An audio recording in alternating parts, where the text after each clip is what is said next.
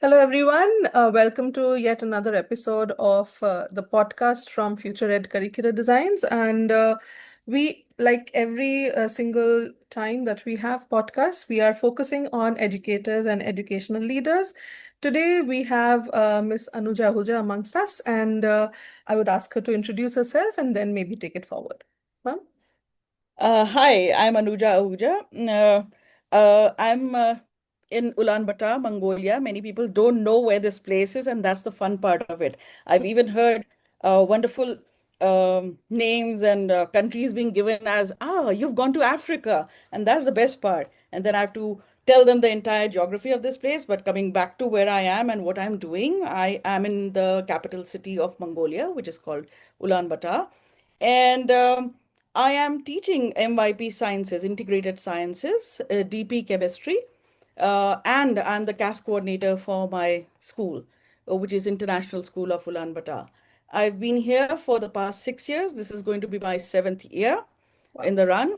Long time, but you must keep in mind that it's almost 2 years have were actually under the influence of COVID, so we weren't allowed to move around anywhere. Mm-hmm. And I thought of staying put.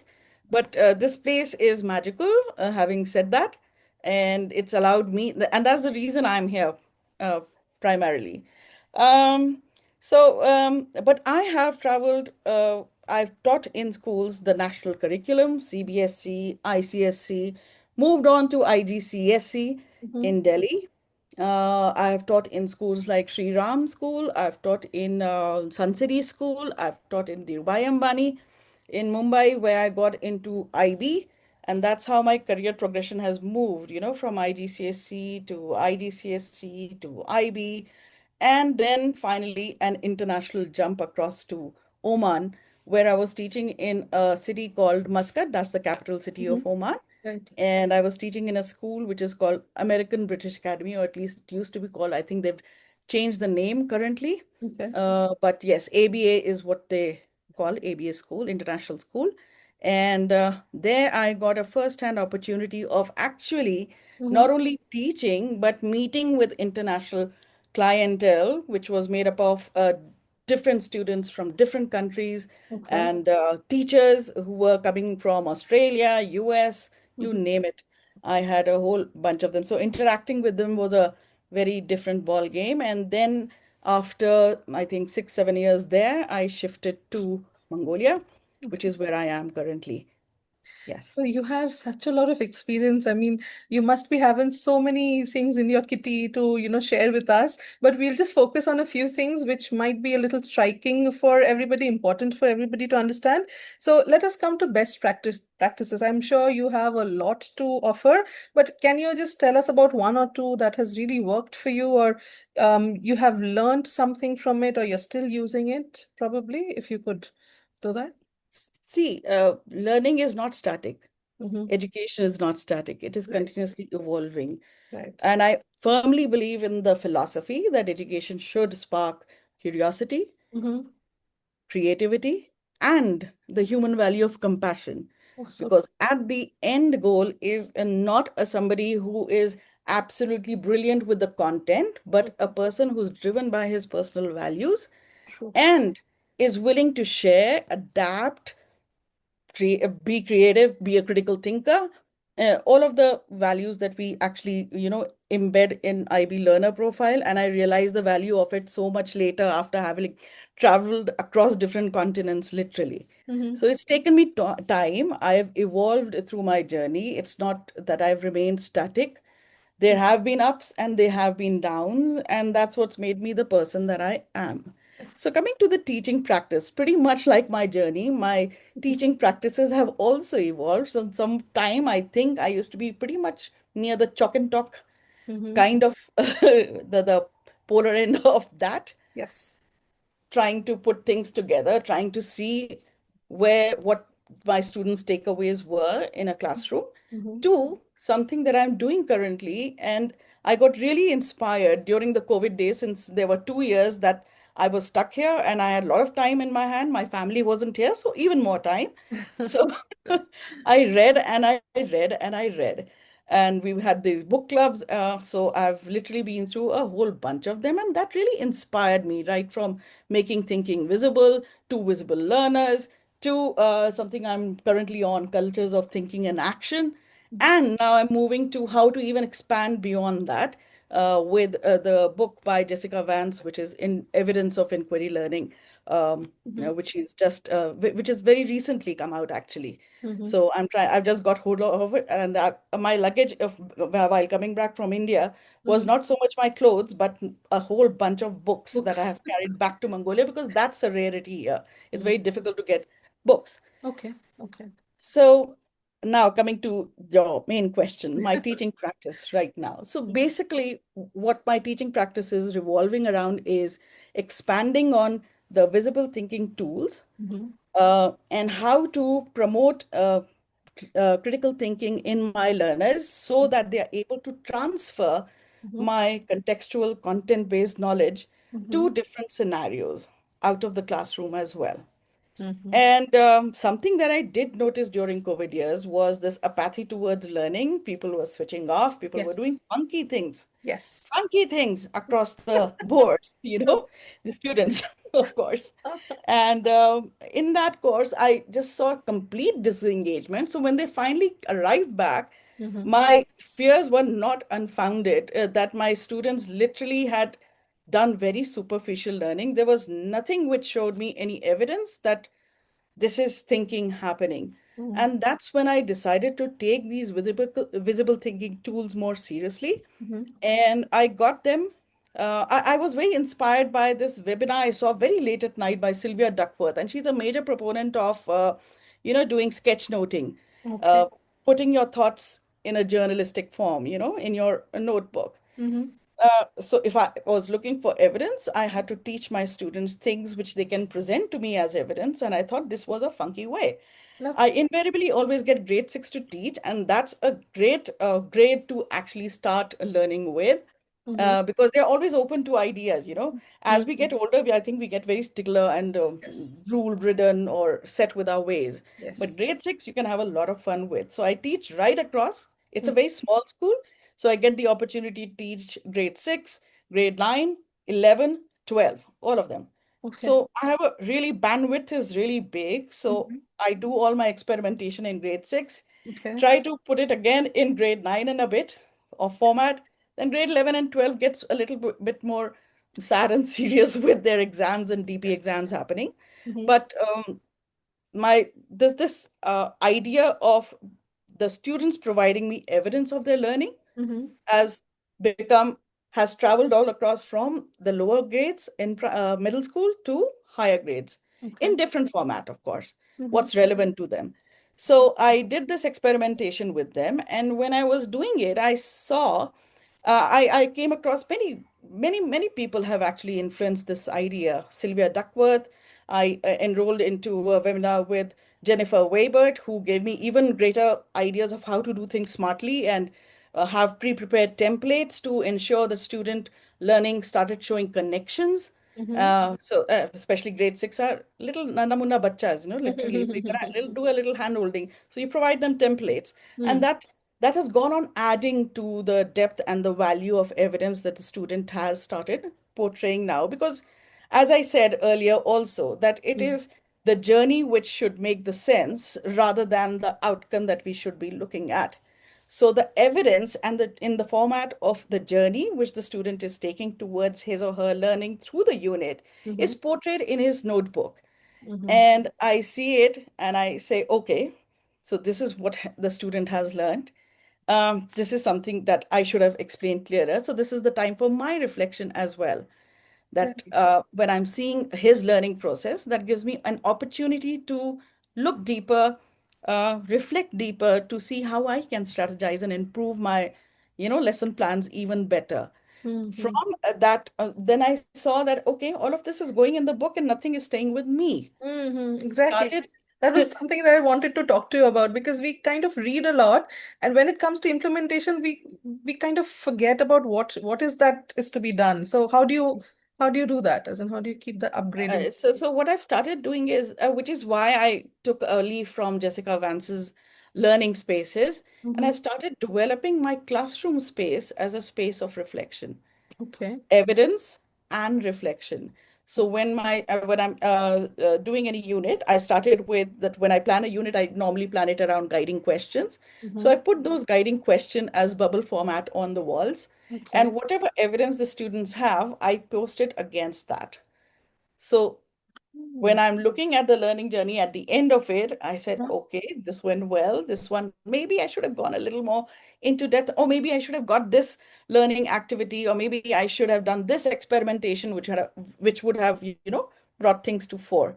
So it helps to me to re-strategize my entire unit and bring it a, freshness for the next year, Right. of course. And then I thought, then again, a step further. While I'm reflecting all of this, I Mm-hmm. realized, okay, this is happening this year, but my students this year have been at a loss. They Mm-hmm. have not benefited from my work. Okay. So, what I'm thinking, my reflection basically. Okay. Okay. So, what I've started this year, my goal is to actually co-plan the entire unit with the students along with Right. the youth. Mm. So, I don't know how successful I'm going to be, or I'm uh, waiting to learn from you, as in how does it go and how do you go about it? I mean, once you set it into motion, I'll talk to you again maybe and understand how it went. So Uh, yeah, but this has really been helpful in bringing out, kids who are a little awkward in talking about things, mm-hmm. because they are excellent at drawing things which are simpler. They don't need to be artists to do this Yes. sketchnoting technique, which is my teaching practice here, which I taught them. Anuja, if you have some kind of an evidence, while we are talking, you may share screen and maybe show it to us.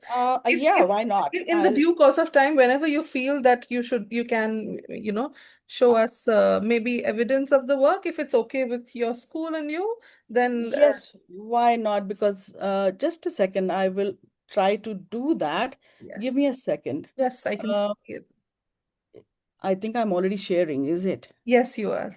So you can Yeah, scroll, so it's fine. so Yes. you can see this is how it would look like. I had started with getting students to draw what they're thinking about an experiment, how they're doing a processing of how they want to conduct an experiment here. Thank Yeah. you. And you can see they're drawing on it and they're annotating it, and they should have, so yeah, this is the first step, and this should be probably the second step. Beautiful. So they're thinking their way through, and this is Yeah. something I will You, make you this can easy. actually see stepwise what is it that's happening in their heads. Oh, that Yeah. is amazing. So Oh, though I'll I try gave them the this. I'll equipment, but try they're this thinking. with my middle schoolers as well. That's really Yeah, and it's amazing, what they're thinking. And I'd given them some toys, I'd given, I quite often like to give a phenomena or a hook. uh-huh. And here you can see in this energy digital lab, I have this girl who's pulling an arrow right there. And this Right. was about energy transformation. What's Correct. happening where? I wanted her to think it out. And she's Mm, put in her notes, this is kinetic energy, that arrow is getting released. So I'm getting a idea of, if mm, I've been able to conceptualize these, you know, uh, words that I had thrown at them, and this is a grade mm, 6 student, where I actually used Freyr's model, which mm. is a thinking tool, Okay. to dissect the word energy, and then I introduced potential and kinetic energy, and then I'd given this box of toys, and they were supposed to draw and show me how was the energy transformation happening. Amazing. You don't even have to spell it out for them, as in that your work is done by looking at this, uh, Yes. And motion. you can see where the crux of it all came from, that little brainchild, which was visible thinking tools, of which there's a fabulous website. Mm-hmm. And you can take a, a relevant tool which Mm-hmm. you can dissect a vocabulary word with, Mm-hmm.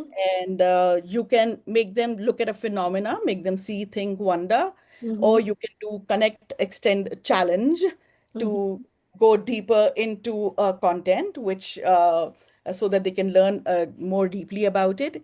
And so yeah, so this is this first sample is definitely from a grade 6 child, Mm-hmm. but this is from a grade 8, and you can see how the progression is neatly making its way through. Yes. And this technique has actually been adapted by my um, grade 11 and 12 students when it came to their individual investigations, IAs, as you call it. Mm-hmm. in which they were actually literally drawing all of this on their sketchboards. We have lots Okay. of whiteboards all Mm-hmm. splattered around my classroom. As you can Right. see, there's several. I've made sure that every classroom seat has at least one such whiteboard plastered on their table. So Mm-hmm. they use it very frequently to elucidate any thought process which is in their head so that they can adapt, they can change, they can critically think, okay, this didn't work, so rub it out. This is Mm-hmm. what we need to do to adapt. And I remember one of my students who actually did the extended essay in chemistry, which was very brave of him, I must say that. uh, Mm-hmm. I was just looking at the document in IB and it's not even figuring, chemistry does not even figure in the top 10. Yes. So you can imagine the amount of challenge the EE students in chemistry undergo. Mm-hmm. So, but he had used this technique and he says, ma'am, you taught us this, and I clearly remember it. And then he became my teaching assistant for some reason because the student would definitely in the same cohort would Mm-hmm. crowd to him and he would take his time and he would be drawing all his squiggles and all and explaining to them on the whiteboard through the same methodology. So I could see how comfortable he was. Mm-hmm. And then when he has gone to Hong Kong, he's in one of the universities, and he came back this year, and Mm-hmm. he was there taking one of the classes, and he was there to what do you call give out his expertise to the junior classes. So he was Okay. saying, "This is what I was taught, and I've used it." And even that day, he was conducting an experiment, and he did it in the similar format. I was never more proud of Mm. how this has percolated in his learning, and he Yes. still uses it, no matter he's in a university by now. So, yeah. Yes, that is, I mean, having these whiteboards in front of them, this is a unique idea, and I think many teachers and many schools should practice this because it gives them a sense of, not making mistakes by rubbing it and redoing it. So it kind Hmm. of gives them the flexibility of making um, mistakes as well. So, you True. know, contrast to this, if you write it down in a notebook, you have to scratch Yeah. it out and it seems a little untidy. So this is really a very relevant piece of And for information. my EAL learners or Mhm. learners who have some IAP planning, this really works well because they're looking at somebody else's thoughts and they're able to pitch in their thoughts without feeling, challenged. True, true. And I used to do this on the butcher paper, as you can see here. Mhm. I've had a whole bunch of collaboration is a must in my classroom, as you can see. There are a whole bunch of them who are doing it. Uh-huh. And this was on frictional force, and they were driving a trolley up and down the ramp, and they had been asked to change one variable and conduct the experiment. Fabulous. So they've gone about doing this is again an example from grade six, Uh-huh. and they've tried to do justice to it. Of course, they have failed a little bit in the data section, as you can see, they've But plotted, that is fine. but That's that's a fine. learning The experience. entire process is so engaging for the students. I'm sure Mhm, they feel proud, even though they make mistakes here and there. The understanding of mhm. the process, what is very beautiful over here is you can actually see them think through. So visible thinking actually works. So I'm so Yeah. I'm Uh, going to adopt this in one of my classes. This is really interesting. I'm happy. If Mhm. you need any help, I'm more than Absolutely, happy I'm to going to provide you get in touch with with any you. you need. Okay, so talking about this, so the big impact that you already I can see visible here. So would you Mhm. be talking about something that made a difference? Is this the one that you would want to talk about? Because I would want you to also talk about one impact that you could see visibly change their process of learning, or something that was something that was a wow moment or an aha moment for you as an educator. So you see, I quite often step back, and as you can see, I've evolved. I went from noticing how students were actually thinking through writing their dialogues on. I'd done a pre-IB TOK introduction with the grade tens, and they were writing all of these beautiful stuff. I said, "Oh my God, they think so Yes. valuably," and I need to see it because it's all in their head. But when they're writing it, I'm actually able to evidence it. So Yes. that's what got me putting them into groups and getting them to record them in the format which I just showed to you. Mhm. And that has grown from having a gallery walk of different experiments and, doing a bit of reflection out there. And you can see those bubbles are actually not my students thinking, but it's me thinking. Oh, It's a continuous process which is happening. How can I saw that the feedback system which they were posting with the post-it was kind of, very perfunctory, very superficial. Oh, this is very good. This is amazing. That really doesn't say. So I said, okay, I got to teach them that. How do you actually give some kind of a meaningful kind of feedback? And when I saw some of the graphs going all, as you can see, it's like repeated Mm-hmm. several times over. So I immediately the thought process is, did I rush with things? Would I have a better perspective if there was more time to actually delve more deeply into how they should be representing graphs or data in different formats, maybe? So these are the strategies which would help me to, reframe the entire unit, what I would do next time. So those post-its that you have in the previous slide that you were showing me, those Yeah, are the feedback chits that you're talking about? That yeah. means graph So and data table. Okay, okay, yeah, okay, you can okay. see how perfunctory it is, very superficial at the moment, Right, right? right. Hmm. And yeah, so we got down to doing that, but unfortunately, I don't have a picture of No, how they no, have developed their no, but I reflective understand process. what you're talking about. Yes. Yeah. This was So something that for happened me, before. Yes, tell me. yes. So for me, Mm-hmm. now the big aha moment that you said was actually that all of these processes came about with my grade 11, 12s, Mm-hmm. where I just stepped back and I'd given them a format and they're learning organic chemistry, which many of them find challenging, and this group did. And Okay. they're learning how to name that. Mm-hmm. And I didn't have to do a thing. They're explaining, I'd given them a rule sheet, and that's it. And the child here is actually explaining uh, by herself using that and the visible thinking tool here. And I'm just standing there, and this is a video actually, Mm-hmm. which can be seen. And they are working through how to name the different organic molecules Mm-hmm. here. And the the moment that I felt absolutely my heart burst was because there was Yeah. so much of awestruck. Oh, this is how it is done. And that was a big thing for me. And the plus You point know? is the teacher is the true facilitator here. You've just given them rules and they are discovering it on their own. So Yeah. that is a huge, I think that works wonders for students for learning. And I can see there's peer teaching also happening here, as in some. Yes, it's a peer teaching. It's a collaborative. As I said, my Mhm. classroom is majorly dominated by all the collaborative groups here. I have group seating for most of the formative work. Of course, Mhm. summative becomes an individualized Right, aspect, right. but this is how it is. So that was a big aha moment for me where I didn't have to do a thing. I'm just stepping Mhm. out of the picture, and the student has taken the agency to teach the peer Right. in Anuja, the I have group. a different kind of a question here. When you talk Mhm. about such collaborative practices, is there anything that you keep in mind? Maybe things like ability grouping or a rubric, or is there something that you do before the class starts, or is it a very you just assign groups as per your you know whatever you. See, I normally try to keep students who gel together. I don't overthink it because Mhm. real world is harsh. True. Real world does not select. Real world makes sure that you are people whom you have friction with, or you don't have, or some people you really like. True. So what I've adopted is a class dojo as a mechanism. So that takes away the pressure from me Mm-hmm. and from the students because they've known to expect, oh, this is going to do this. So unfortunately, we are going to be in this group. So we better make it work. Ah. Some groups work fabulously, some don't. But then that's the time for reflection. Why didn't it work and what could we have done better? So yeah, I do keep in mind if there are two extreme animosity people in the same group, I do try to, before showing it to the class, I do put them apart. I don't want to be dealing with behavioral issues while I'm teaching. Understood, understood. Okay.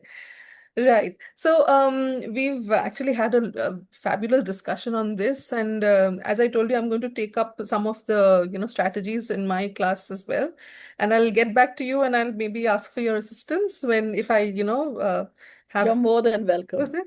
Okay. So coming always. to, you have years of experience. If you want to, you can stop screen sharing, or do you want to show Oh, something else? sorry. Last thing that I did want to say, Sure, this is sure. where I'm progressing, Mm-hmm. where I talked to you about the guiding questions actually being used. Here is a unit on what cannot be destroyed, uh, which is basically energy. And here you can see I've put the evidence from my students' journal right across Mm-hmm. as I'm progressing. So initial is all about vocabulary. You can see I've done a phrase chart somewhere Mm-hmm. here. Yeah. Okay. It's not that visible. I'm sorry, I couldn't take a clearer picture. Then Fine. they've gone about learning about different kinds of energy which exist. Mm-hmm. Then they have done a bit of a differentiation. Where can all of these energies be used in terms of data compilation, looking at something which is called living buildings. Okay. And then they come into energy transformation here. Then we did a bunch of experiments to uh, differentiate between heat and temperature, Mm-hmm. and how mass affects heat energy, or thermometer, the temperature which is measured by the thermometer. Mm-hmm. And they've gone on to conduct experiments after experiments. And there was an ice cream lab which unfortunately has got cut. Okay. But yes, So that this that you're doing, Anuja, I just want to get back. So the detailed, readings that you've done over the years, everything kind of falls into the picture, or do you have, maybe I'll try this strategy with this class or that strategy, or do you, it's a cumulative thing altogether? Because you I'm have trying to done so make. much of reading, so how do you, Mhm. because you've done so much of reading, how do you maybe do you choose strategies or is it a culmination of all the learning together? Uh, You're right when you say it is a culmination of learning altogether. mhm, But when I have to teach different parts, it mhm. is choosing that specific tool which Right. matters, right? So there might be a point where I want a bit of an opinion poll. Then I will look at the visible thinking tool, which is called the compass point, Mm, or do a Mentimeter poll, just to get a bit of a reflection back from students as mhm, to if I'm on the correct path and are they on the correct path as mhm, well. So that keeps on changing, but it's essentially coming from the VTR, which has been the basis of all of these strategies that I'm doing, but expanding it as I'm reading into different how people are interpreting it. And there's so much of wonderful work being done the world over. There's mhm. not one day that I'm on LinkedIn and I don't see something, oh my God, this is gorgeous. I know. As a CAS coordinator, I just came across the United Nations website where SDGs are nested. Mhm. And then I say, oh my God, there's a quiz. They can actually connect everything in terms of what their strengths and weakness are and create their own SDG bubble. And that gives them also the action plan that they can actually undertake during Mhm. their grade 11 and 12, or even in MYP years Okay. as services action. So Okay. So this is on the United Nations SDG a website, website. yes. I've Oh, I've put it on my LinkedIn, this thing. I've taken that out and I've shown what it gave for me. okay. And then one of the teachers themselves have also practiced and posted it. I said, this is super. This is going to be my starter for the year. Lovely. So actually, I learn more from people on LinkedIn, the different Yes. forums I have one I share with you as well. Thankfully, I get to know so much when you are posting all those bits and pieces of this thing. But Mhm, yes, some days I do have to step back because I just feel, oh my God, this is like overwhelming and there is exhaustion happening and mhm, I need to get out of this. So there are days I just take off and I said, no, I'm not going to look at it. This is mhm, going to be another time. Yes, I do that. There is a sense of overwhelm mhm. because there's so much of things happening around us. True, true. So you have to choose according to whatever suits the particular situation. Yes, but I'm trying to keep it more, I know it's restrictive, but I'm trying to expand on what I already have in the classroom to Mhm. something which is bigger and better. Something that has worked for you, and then maybe yes, that Yeah, is so as I said, a journey has to be something of an evolution, a progression, true. and I need to be a better version of what it is. There will be a day, maybe can't do anything about it, but I don't know yet. No, I'm sure you'll keep on evolving. You've done it for so many years. So when you're talking to me, I'm learning so much from you, and I will take it forward. Have you, consciously tried reaching out to your colleagues and talking to them about it or mentoring them? Has that happened for you? Were you able to So, help anybody with your, with the work that you do or the strategies that you put in your? uh, even in India, I think one of the schools I worked with, they used to have this excellent forum where teachers shared their learning. There was one day which was all about teacher PD, but Mhm. it used to be brought about by the teachers themselves. Okay. What worked in their class. So that was there. So it was working back in India, but then I lost, other schools didn't do it as much. Mm-hmm. But this school currently in which I am working, I came the first year, Mm-hmm. and there was something called training teachers. So, Okay. and it needed to be a 30-minute thing that you explained as to what worked for you, pretty much like what I'm saying right now. Mm-hmm. And I took a little workshop with the teachers right there. And my first workshop was on asking the right question in Mm-hmm. class, Okay. and it was on that. And every year we have something which is called professional learning, Mm-hmm. uh, which we share, which is shared as an exhibition at the end of the year. So Mm-hmm. we literally select something which is a passion of ours, or which we can do collaboratively or with our peer group. So last year, for example, Mm-hmm. we thought of revamping our MIP units, the science department. It's a small school, so we have one physics teacher, one chemistry teacher, and one biology teacher. So Mm-hmm. we all three sat and said, this is like 6, 7 years now, the Mm-hmm. same units. It's time to change them up a bit. And because the DP program, the DP sciences have changed, so we need to put it in accordance, so that there's a somewhat a vertical alignment happening. Mm-hmm. And that was our plef for the year, last year, and we showcased our new units to the rest of the teachers in the exhibition format. Mm-hmm. So these are wonderful opportunities. And besides that, we have one meeting in our 8-day cycle, which is how our school runs. It's not a weekly 7-day, but an 8-day cycle that we have, in which one day there is a group meeting. So it's encouraged that if you have learned something new, you Mm-hmm. share it with your colleagues right there. Mm-hmm. So I've shared this thing presentation on sketchnoting with my colleagues and Mm-hmm. how I found it useful. I've shared a number of things. For example, when AI came into being, I said, "Ooh, this has just made my lesson planning like in Yeah, matter of minutes. right. Now I can do things so much faster, and it's Matter of all about seconds writing your now, I prompts think. correctly." Matter of seconds now. It's an Yeah. you Mhm. yeah, yeah. So coming back to AI, AI has made our lives so much easy. So how do you use AI? If you could just maybe tell us, or uh, I can you use can you AI. talk about a go-to tool or something? Is it AI? Is it maybe a site, a website that could help us, make our work easier? So. Um, when AI came in, I first thing that I put my hands on was ChatGPT. But I realized now that Mhm, ChatGPT is okay, it is there, but it's a little plebeian.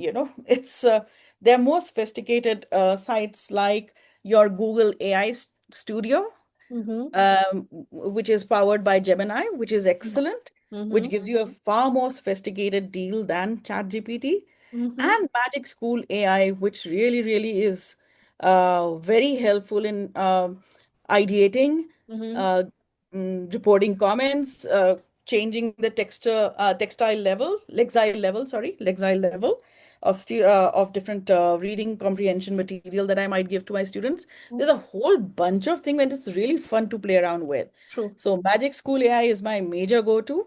Mhm, I also use what I've also done very smartly is in my emails. mhm. I'm a science teacher, so I'm not very great with, writing those fun emails. Yes, So I yes. have We are I bullet managed to, point people, right?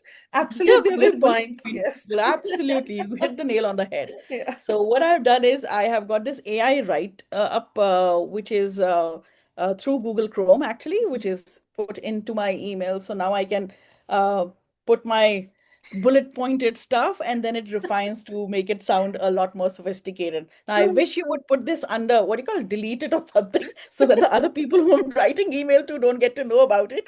But it's such a, it takes It's the such a headache off relief, just with the isn't tone. it? It is such a It's a big relief. relief. A big Yes. relief. Brisket, Especially diff it. Oh my God, these are especially when great. you have to maybe talk to parents about a certain Mhm. thing, or maybe put forward or invite a judge in a competition. I have used it, and it gives you what I would obviously you have to I kind of give it an abstract, and it kind of refines it for you. It makes it sound so much more better. Hmm. And also, It I think, connects the points yes, and it and also, asks you which voice you want. yes, yes. It kind of customized. So yes, things have become so much easy after AI. So true. In the end, maybe can you talk about advising people who are maybe struggling with teaching or new teachers, something that you think would work for them? Sometimes we, as you told me, that we go for a dip and then again we rise. So how would we be motivated, or what should we think about, or what should we do when we are in that dip zone, when we are not feeling okay with teaching? Sometimes I just feel, and I think most of the time, feel less is more. Ah, Less is more. mm, Focus, take that one small step, try one small thing, mhm, make that work, mhm, and rest automatically falls in place. It's what I'm doing now is definitely not something which happened all together. It was mhm, that one small step of doing a sketchnote boot camp for mhm, myself that mhm. I translated for my students that Right. has led to different other things, and then combining with the different sources that I had collected Mhm, and putting it across like this. And then I'm saying, oh, Jessica Vance, you're thinking in the same thought of mhm. line of thought. This is amazing, and I want to do this. Okay, So, so that's true. Less is more. Okay, got it. Now, you've been out of India for a long time. When are you coming back? sooner than you think, maybe. It's Great. been a very long time. My thoughts are always on India. I visited, in fact, even very recently during my holidays, I took a 1 week break to Mumbai and I rushed across Mhm, to an event which was hosted by ECIS Collaborative, which is a UK-based company which does middle leadership certification. And I thought, why not? I have come into a role where I have a lot more to give mhm. than, no, I will always keep learning. But yes, I have a lot more to give as True. well. True. So, looking at that, and my when I went there, they were doing a module on conflict resolution.